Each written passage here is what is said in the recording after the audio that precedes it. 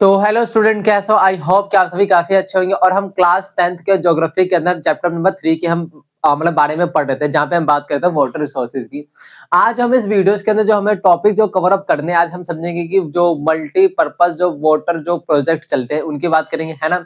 और उनके ऑब्जेक्टिव समझेंगे, क्या ऑब्जेक्टिव होता है। साथ में हमें इस लेक्चर के थ्रू हमें भी समझेंगे कि मतलब कि जो डैम्स होते हैं, डैम्स के क्या पॉजिटिव इम्पैक्ट, मतलब कि उसके पॉजिटिव और नेगेटिव इम्पैक्ट दोनों की हम बात करेंगे, एडवांटेज एंड डिसएडवांटेज की बात करेंगे। तो पहले हम हेडिंग डाल लेते हैं। हमें आज जो टॉपिक हमें जो समझना है, आज जो हमें टॉपिक समझना है, multipurpose river project.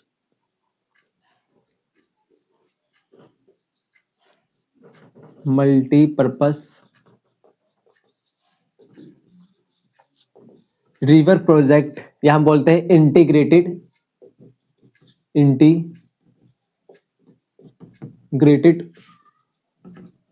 Water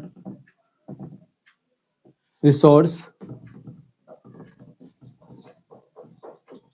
management की हम बात करेंगे।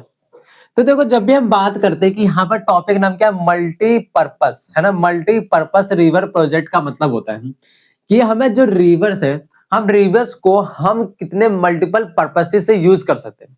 जैसे कि आपने देखा होगा डैम, है ना। अगर मैं मल्टीपर्पस की मैं बात हूँ, यहाँ पर डैम्स की हम बात करते हैं, किन की बात करते हैं, मैं डैम्स की ही यहाँ पे हम क्या करते हैं, बात करते हैं। देखो, जैसे डैम्स क्या होता है, आपने देखा होगा कि जैसे दो रिवर्स होती है, मतलब एक रिवर होती है, रिवर के बीच हम क्या करते हैं, एक बहुत बड़ा सा स्ट्रक्चर सा बनाते हैं, जिसको हम कहते हैं, देखो जैसे जो पहले टाइम में क्या होता था कि उससे ना एंशिएंट टाइम पे क्या, अगर बात करें एंशिएंट टाइम में, उसको आता है सोफिस्टिकेटेड हाइड्रोलिक स्ट्रक्चर्स के पॉइंट ऑफ व्यू से जानते थे। तो ये सब चीजें पहले यहाँ पे क्या कर दिया जाता है कि जो रिवर जो होता था, रिवर के बाद एक ऐसा स्ट्रक्चर बनाते थे जिसको हम कहते थे डैम कहते थे। डैम, देखो डैम बिल्ड करने के काफी सारे रीजंस होते थे। डैम से क्या होता है, जैसे कि कभी कभी क्या होता है कि ज्यादा हाई रेनफॉल होने की वजह से क्या होता है, जो रिवर जो था, रिवर के पानी जो रिवर के अंदर जो वाटर जो अवेलेबल होते थे, जो क्या होते थे, वो ओवरफ्लो हो जाते थे, जिससे फ्लड आने के चांसेस बढ़ जाते थे। तो फ्लड्स को कंट्रोल करने के लिए हम क्या करते हैं, डैम्स के थ्रू हम पानी के जो मतलब पानी का जो बहाव होता था, जो इनका फ्लो होता था, उसको पहले तो बात कंट्रोल कर लेते थे, है ना। स्लो स्लो धीरे धीरे छोड़ते थे। और हम रिवर डैम्स बना के हम यहाँ पे क्या करते थे, यहाँ पे एक हाइड्रोलिक स्ट्रक्चर जैसा भी हम कर देते थे, जिसको बोलते हैं हाइड्रोलिक इलेक्ट्रिसिटी। हम इलेक्ट्रिसिटी जनरेट करने के लिए भी हम डैम्स का यूज करते हैं। और डैम्स के जो पानी के थ्रू हम इकट्ठा करते थे, जो डैम्स के थ्रू हम क्या करते थे, इसको काफी सारे पर्पस, जैसे रिक्रिएशन पर्पस के लिए भी हम यूज करते थे, है ना। ऐसे बहुत सारे यूजेस थे। जब हम बात करते हैं तो हम यहाँ पे डैम से, देखो डैम से मैं रखना, डैम जो है क्या ये अभी से बनाया सर, क्या मॉडर्न पार्ट है? नहीं, ये एंशिएंट टाइम से ही ऐसे प्रोजेक्ट हमें दिखाई देने देते हैं। अगर हम एंशिएंट टाइम्स की पहले बात करें तो ये सब चीजें ऑलरेडी ही क्या होती थी, कंस्ट्रक्टेड होती थी, जिसको हम कहते थे सोफिस्टिकेटेड, है ना, मतलब कि सोफिस्टिकेटेड हाइड्रोलिक मतलब कि स्ट्रक्चर जैसा हम बोलते थे। तो यहाँ पे बोल सकते हैं कि ancient time we have been constructing from ancient times, है ना, from ancient times we have been constructing, है ना, कंस्ट्रक्टिंग, ठीक है, कंस्ट्रक्टिंग सोफिस्टिकेटेड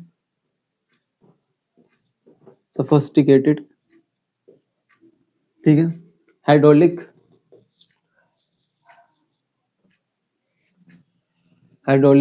स्ट्रक्चर्स, है ना। इसी के अंदर हम क्या बोलते हैं, हाइड्रोलिक एक स्ट्रक्चर्स होता था, जिसके अंदर हम क्या बोलते हैं, डैम्स होते थे। क्या होते थे? डैम्स हो गए, है ना, जो मतलब बेसिकली लेक्स होते थे, है ना। तो इन सभी का ना किन पर्पसेस के लिए यूज होता था? सिंपल सा इनका यूज होता था फॉर इरिगेशन पर्पसेस से। क्या ये चीजें पहले भी बनती थी? हाँ, ये स्ट्रक्चर पहले भी तैयार किया था, लेकिन इनका यूज होता था इरिगेशन पर्पस से। जो पहले जो डैम्स होते थे, डैम्स किससे बने होते थे? सिंपल बोले तो यहाँ किससे बने होते थे? अगर मैं डैम्स की बात करता हूँ तो डैम जो बने हुए हमें जो दिखाई देते तो बिल्ट ऑफ स्टोन, किसको होते थे? बिल्ट ऑफ स्टोन, है ना, बिल्ट ऑफ स्टोन रेबल, है ना। स्टोन से बने हुए हमें क्या दिखता है, पत्थरों से जो होते थे बनाए जाते थे डैम्स को। और इन डैम्स को मल्टीपल प्रोजेक्ट के अंदर क्या करते थे, यूज भी करते थे, है ना। तो यहाँ पे पहले हम समझ लेते हैं कि कुछ डैम्स के बारे में अगर मैं बता दूं। अब ये डैम से बनाए क्यों जाते हैं, है ना। अगर हम बात करें डैम्स बनाए क्यों, this are the large dam. Basically क्या होता है, जो डैम्स होते हैं, these are the large dams built, है ना, these are the large dam built to utilise, याद रखना डैम्स को बनाया इसलिए आता है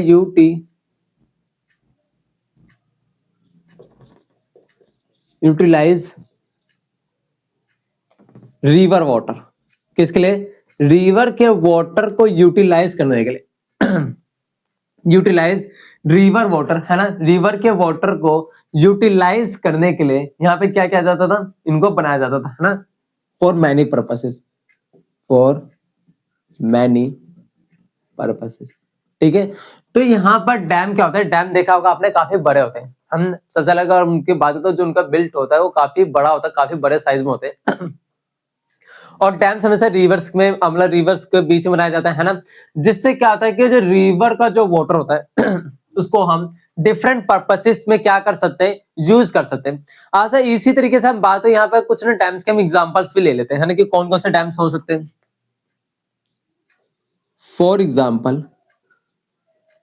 भाखड़ा नांगल डैम, है ना, भाखड़ा नांगल डैम जो पे कहाँ दिखाई देता है? सतलुज में, ठीक है। वहीं पे अगर मैं कुछ और डैम्स की अगर मैं बात तो यहाँ पे क्या होता है? हीराकुड डैम की हम बात करें, है ना, तो हमें क्या दिखाता है? महानदी में, महानदी, ठीक है। अगर इसी तरीके से और कुछ डैम्स की मैं बात तो यहाँ पे क्या देते हैं? Damodar valley corporation, Damodar valley corporation, है ना, जो दामोदर में हम दिखाई देता है, ठीक है, ये भी हम देख ली। उसके बाद सरदार सरोवर डैम, है ना, सरदार सरोवर डैम की अगर मैं बात तो ये हमें कहा देता है? नर्मदा रिवर में, ठीक है। अगर इसी तरीके से और कुछ हम बात करते हैं यहाँ पे टेहरी डैम, ठीक है, जो हमें भागीरथी में दिखता है, भागीरथी में, ठीक है। तो ये कुछ ऐसे एग्जांपल्स है जहां हम डैम्स की बात कर सकते हैं, हाँ? और डैम्स बनाने यहाँ पे हम अब इसी के फर्दर कुछ ऐसे एग्जांपल जो मैंने जैसे डैम्स के एग्जांपल जो हमें जो इंडियन जो रिवर्स है वहां पे हमें दिखाई देते हैं, इनको हम बिल्ड भी करते हैं। जो डैम्स होते हैं बहुत बड़े साइज में भी होते हैं, आपने मूवीज में देखा होगा, है ना, मूवीज में या कभी कभी आपने कभी मतलब मूवीज में दिखाते हैं कि डैम्स जो होते हैं कितने बड़े साइज में होते हैं, जिससे पानी को सिंपल कहते हैं, पानी जो रिवर के जो वाटर होते हैं उसको डैम्स के थ्रू हम क्या करते हैं? उनको डिफरेंट पर्पसेस में यूज करते हैं। तो आज वही बात करते हैं कि हम किन किन पर्पसेस में यूज करते हैं या इसके ऑब्जेक्टिव क्या होता है।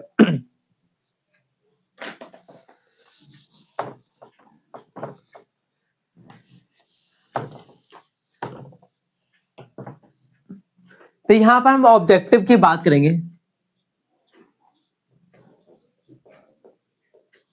Objective of multi purpose project, multipurpose project के ऑब्जेक्टिव्स क्या उनकी बात कर लेते हैं।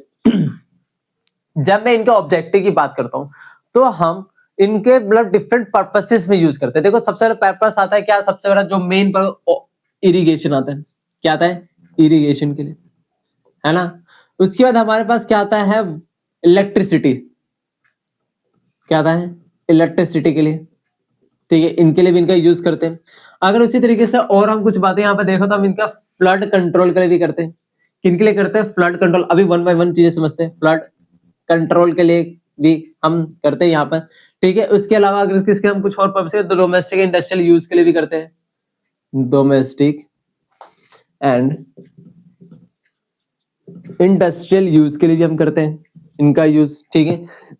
अगर इसी के अंदर कुछ और हम देखें तो यहाँ पे हम बात करते हैं नेविगेशन पर्पस से भी यूज करते हैं, नेविगेशन, ठीक है।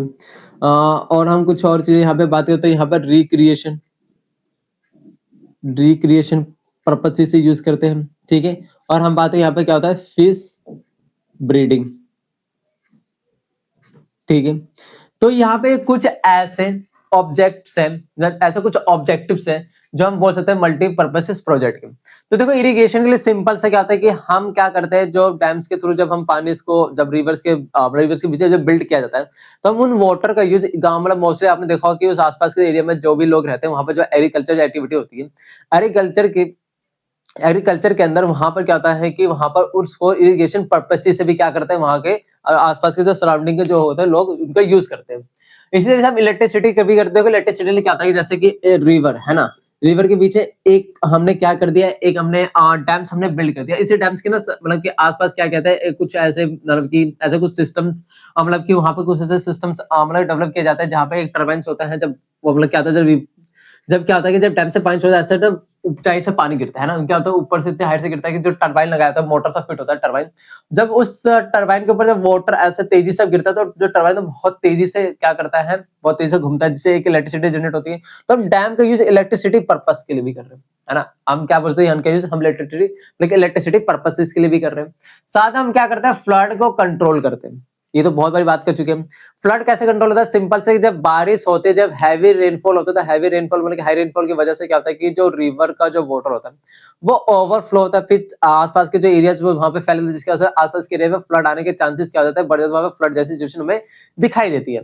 तो हम क्या करते हैं कि हम इन्हीं डैम से थोड़ा हम रिवर के वाटर के जो स्पीड होती है या रिवर वाटर को क्या करते हैं, उनको मैनेज करते हैं, धीरे धीरे हम क्या करते हैं उसको आगे स्लो स्लो आगे फ्लो करते चलते हैं कि एक मतलब कि फ्लड ना आ सके बाकी जगह जो आसपास के जो एरियाज होते हैं। ठीक है, यहाँ पे हम क्या करते हैं, जो रिवर्स होते हैं मतलब इनके जो बेसिकली मल्टीपर्पज जो प्रोजेक्ट्स होते हैं, इनका यूज हम डोमेस्टिक एंड इंडस्ट्रियल यूज के लिए भी करते हैं, है ना। डोमेस्टिक के लिए भी करते हैं और साथ में इंडस्ट्रियल यूज के लिए भी करते हैं।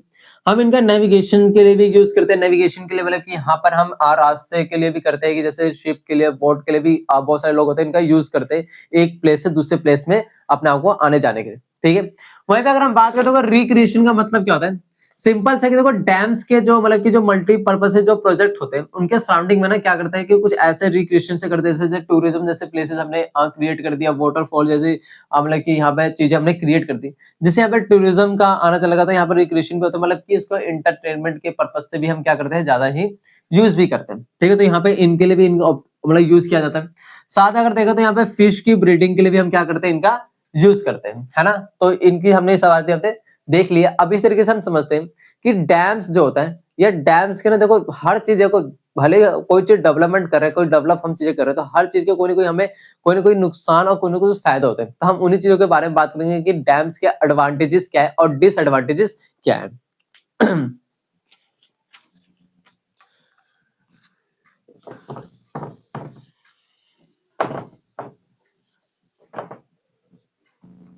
यहाँ पे हम डैम्स के, है ना,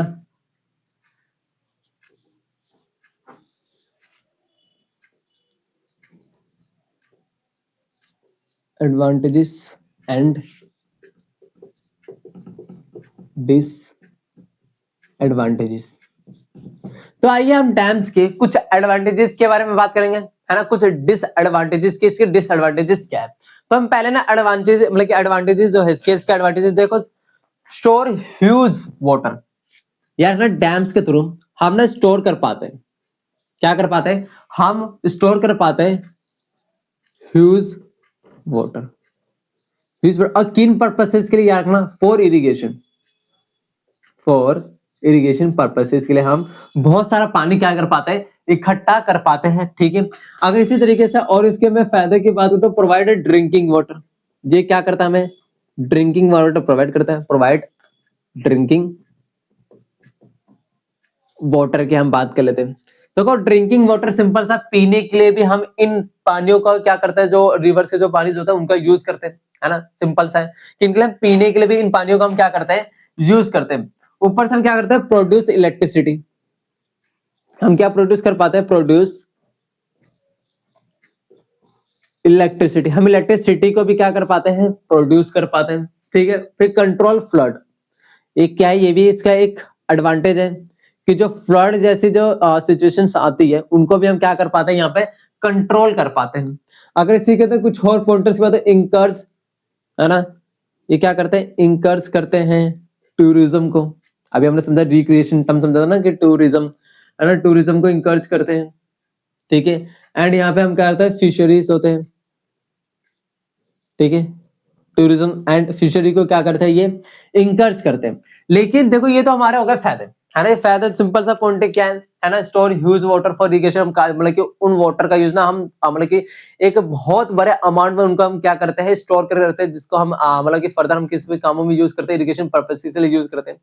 फिर हम इनका ना ड्रिंकिंग वाटर के लिए भी हम इनका यूज करते हैं, हमें ड्रिंकिंग वाटर भी प्रोवाइड करता है। साथ में ये प्रोड्यूस इलेक्ट्रिसिटी करता है, जैसा अभी हमने समझा था कि कैसे डैम्स में नीचे टर्बाइंस लगा दिए जाते हैं। जब डैम से ऊपर से पानी जब धीरे धीरे जब उस टर्बाइन के ऊपर बहुत तेजी से प्रेशर बल्कि बहुत वेलोसिटी की स्पीड से आता है, वह वेलोसिटी से आता है तो क्या होता है बहुत तेजी से हमारा टर्बाइन क्या करता है वो घूमने लगता है, जिससे क्या होता है इलेक्ट्रिसिटी जनरेट होती है। उसके बाद हमने देखा फ्लड को कंट्रोल करता है ना, जैसे कि हम जो रिवर्स के अंदर क्या होता है उस पानी को हम स्लोली कंट्रोल करते हैं, धीरे धीरे हम आगे स्लोली छोड़ते हैं, जिससे कि बाकी के जो आसपास के जो नेयर वाले एरियाज है वहां पे फ्लड जैसी सिचुएशन ना आ सके। इनके लिए हम क्या करते हैं, इनका यूज करते हैं। साथ में हम इनका क्या करते हैं, इंकर्ज करता है ये टूरिज्म को। हमने बताया ना कि आसपास के जो मतलब डैम्स होते हैं वहां पे हम क्या करते हैं, जैसे वाटरफॉल लगा लिया, जैसे कि कुछ वहां पे कुछ पार्क हमने मतलब क्या कहते हैं बिल्ड कर दिया, जिससे एक टूरिज्म प्लेस सा बन जाता है ना। तो इससे हमें इकोनॉमी की फायदा भी होता है ना। टूरिज्म अगर हम बिल्ड करते हैं, टूरिज्म हम मतलब टूरिज्म वहां पे प्रमोट करते हैं, तो इससे क्या होता है हमारे कंट्री के इकोनॉमिक में भी फायदा होता है। उसके बाद यहाँ पे फिशरीज इंकर्ज होते हैं। लेकिन जब हम डिसएडवांटेजेस की बात करते हैं तो याद रखना कि 3 पॉइंट समझना। पहले डिसएडवांटेजेस के अंदर आपको 3 पॉइंट समझना कि कौन कौन से डिसएडवांटेजेस हो सकते हैं। देखो, एक तो सोशल इशू होगा, अभी मैं बताऊंगा कैसा होगा सोशल इशू, है ना। एक तो ये पॉइंट आएगा। एक क्या होगा इसके अंदर, इन्वायरमेंटल इशू होगा। कौन सा इशू होगा, इन्वायरमेंटल इशू होगा। और क्या होता है हमें इकोनॉमिक इशू होगा। तो यहाँ पे देखो, जब भी डैम्स की बात है, डैम्स में हमें 3 तरह के इश्यूज हमें दिखाई देते हैं। मोस्टली हमें 3 तरह, एक तो यहाँ पे हमें सोशल इशू होता है, अभी मैं बताऊंगा, इन्वायरमेंटल इशू होता है और इकोनॉमिक इशू होता है। जैसे मैं जब सोशल इशू की बात करता हूँ, यहाँ पे क्या होता है, displacement of tribal and local people. याद रखना, आपको पता है, जरा समझना, अगर किसी जैसे कोई रिवर वहां पे मुझे डैम्स को बिल्ड करना है, तो यहाँ पे मुझे पूरा का पूरा एरिया खाली नहीं कराना पड़ेगा। जैसे कोई रिवर है, रिवर को तो पता है कि आसपास के यहाँ पे कुछ लोग भी तो रहते हैं, है ना, क्योंकि आपको पता है कि मोस्ट ऑफ द पॉपुलेशन कहाँ पर रहना पसंद करते हैं, रिवर के सराउंडिंग एरिया में, है ना, क्योंकि वाटर की अवेलेबिलिटी की वजह से।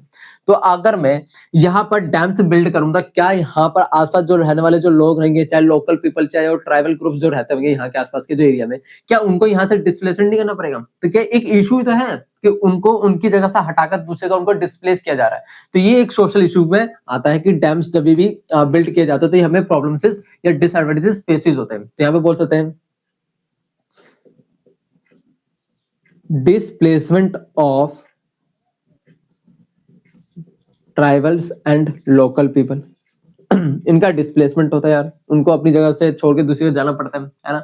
तो ये एक इशू है। यहाँ पे एक तो लॉस ऑफ लाइवलीहुड भी होते हैं, लॉस ऑफ लाइवलीहुड, है ना। यहाँ पे बहुत सारे बहुत मतलब कि बहुत बड़े मतलब कि लार्ज अमाउंट में क्या होता है कि यहाँ पे लॉस होता है लाइवलीहुड के, ठीक है। लेकिन जब मैं इन्वायरमेंटल इशू की मैं बात करता हूँ, तो यहाँ पर क्या होता है कि जो फर्टाइल लैंड होते हैं, चाहे जो फॉरेस्ट वाले जो एरियाज होते हैं, उनका क्या होता है, उनका सबमर्ज हो जाता है ना, सबमर्जेंस हो जाता है, जिसकी वजह से देखो जंगलों को अब सिंपल आता है कि मुझे डैम्स बिल्ड करना है रिवर्स के सराउंडिंग, वहाँ पे आसपास जंगल भी तो होंगे, है ना, फॉरेस्ट होंगे। और वहाँ पे जो आप देखो पता है कि जो रिवर के आसपास के जो एरियाज होते हैं फर्टाइल लैंड भी होते हैं, है ना। तो वो क्या होता है, वो सबमर्ज हो जाता है, मतलब कि वो सब चीजों पर क्या होता है, डैम्स को बिल्ड कर देते हैं, है ना। तो यहाँ पे एक हमें इन्वायरमेंटल इश्यू दिख जाता है। यहाँ पे क्या होता है, सबमर्जेंस ऑफ फॉरेस्ट, है ना, फॉरेस्ट का सबमर्जेंस होता है एंड फर्टाइल, यहाँ पे बात करते हैं, यहाँ पे फर्टाइल लैंड की हम बात कर लेते हैं, ठीक है। अगर इसी तरीके से बात हो इन्वायरमेंटल इशू के अंदर कुछ बातें और आपको याद रखने की, यहाँ से क्या होता है कि इंक्रीज अर्थक्वेक एंड लैंडस्लाइड जैसी सिचुएशन मतलब कि बढ़ने के चांसेस होते हैं कि जब भी हम बिल्ड करते हैं क्या डैम्स को, तो क्या होता है कि इंक्रीज क्या हो सकता है, इंक्रीज